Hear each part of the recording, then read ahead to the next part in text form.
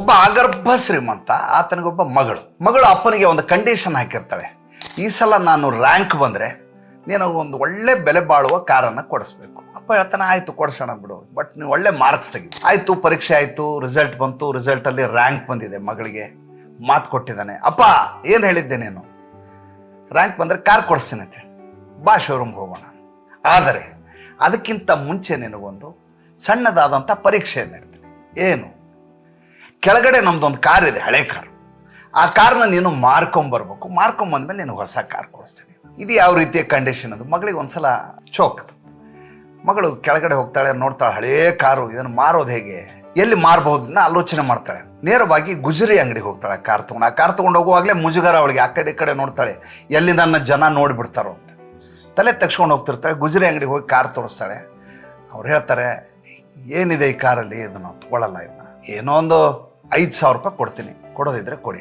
ಈಗ 5,000 ರೂಪಾಯಿಗೆ ಮಾರೋಕ್ಕಾಗಲ್ಲ ಅಂತ ವಾಪಸ್ ತರ್ತಾಳೆ. ಮನೆಗೆ ಬಂದು ಅಪ್ಪಗೆ ಹೇಳ್ತಾಳೆ, ಅಪ್ಪ 5,000 ರೂಪಾಯಿ ಮಾರೋಕ್ಕಾಗತ್ತೆ ನಮ್ಮ, ಇದನ್ನ ಯಾವುದಾದ್ರು ಸೆಕೆಂಡ್ ಹ್ಯಾಂಡ್ ಕಾರ್ ಮಾರೋ ಅಂತ ಅಂಗಡಿಗೆ ಹೋಗ್ಬೇಕು ನೀನು. ಗುಜರಿಗೆ ಹೋದ್ರೆ 5,000 ಕೇಳ್ತಾರೆ ಅವರು.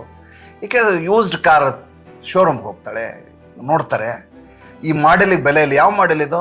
ಈ ಮಾಡೆಲ್. ಎಷ್ಟು ಓಡಿದೆ, ಎಷ್ಟು, ಇದಕ್ಕೆ ಬೆಲೆ ಇಲ್ಲ ರೀ, ಈಗ ಯಾರು ತೊಗೊಳ್ಳಲ್ಲ, ಇದನ್ನ 50,000 ರೂಪಾಯಿ ಕೊಡ್ತೀವಿ, ತೊಗೊಳ್ಳಿ. ಮನೆಗೆ ಬಂದ್ಲು ವಾಪಸ್ಸು, ಅಪ್ಪಗೆ ಹೇಳಿದ್ಲು 50,000 ರೂಪಾಯಿ ಬರುತ್ತಂತೆ. 50,000 ರೂಪಾಯಿ ಬಂದರೆ ಹೆಂಗಮ್ಮ, ಆಗಲ್ಲ ಇದು. ಮತ್ತು ಎಲ್ಲಿ ಹೋಗ್ಬೇಕು ನಾನು, ಇದು ಎಲ್ಲಿ ಇದಕ್ಕೆ ಯೋಗ್ಯವಾದ ಬೆಲೆ ಇದೆ ಅಲ್ಲಿ ಹೋಗು ನೀನು. ಓಲ್ಡ್ ಕಾರ್ ಖರೀದಿ ಮಾಡುವಂಥ ವಿಂಟೇಜ್ ಶೋರೂಮ್ಗೆ, ಆ ಥರ ಹಳೆ ಕಾರ್ನ ತೆಗೆದುಕೊಳ್ಳುವಂಥ ಸಂಗ್ರಹಾಲಯಕ್ಕೆ ತೊಗೊಂಡು ಹೋಗ್ತಾಳೆ. ತೊಗೊಂಡು ಅದ್ರ ಮಾಲೀಕರ ಹತ್ರ ಹೋಗ್ತಾಳೆ. ಹೋಗಿ, ನೋಡಿ ಇದು ಕಾರ್ ಇದೆ, ಇದು ಖರೀದಿ ಮಾಡ್ತೀರಾ ನೋಡಿ. ಅವಳಿಗೆ ನಂಬಿಕೆ ಇಲ್ಲ ಈ ಕಾರ್ ಹೋಗತ್ತೆ ಅಂತ. ಒಳಗಡೆ ಇದ್ದಂಥ ಓನರ್ ಬರ್ತಾನೆ, ಹೊರಗಡೆ ಬಂದು ನೋಡ್ತಾನೆ, ಆಶ್ಚರ್ಯ ಆಗಿಬಿಡುತ್ತೆ ಅವನಿಗೆ, ನಿಬ್ಬರಗಾಗಿಬಿಡ್ತಾನೆ. ಏನ್ರಿ ಈ ಮಾಡೆಲ್ ಕಾರ್ ನಿಮ್ಮ ಹತ್ರ ಇತ್ತು, ಅದೆಂಗೆ ಅಂತಾನೆ. ಅಯ್ಯೋ, ನಮ್ಮ ಮನೇಲಿ ಗ್ಯಾರೇಜಲ್ಲಿ ಬಿದ್ದಿತ್ತು, ಎಷ್ಟೋ ವರ್ಷದಿಂದ ಧೂಳು ಹಿಡಿದಿತ್ತು, ಇವತ್ತೇ ಒರೆಸಿರೋದು ನಾನು.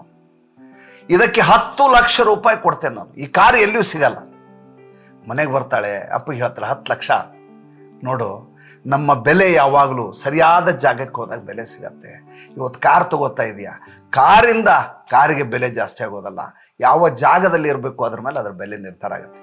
ಹೌದಾ ಅಲ್ವಾ ಹೇಳಿ?